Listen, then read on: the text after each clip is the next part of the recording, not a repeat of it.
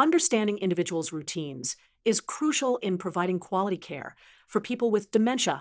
Let's explore why this is so important. Person centered care means putting the individual at the heart of everything we do. It's about treating each person as a unique individual with their own preferences, needs, and routines. Let's look at the key components of daily routines that caregivers need to understand. Morning routines, meal preferences, favorite activities, and evening routines all play crucial roles in providing personalized care. Understanding these routines provides several key benefits. It increases comfort and reduces anxiety, maintains dignity and independence, improves quality of care, and enhances communication between caregivers and individuals.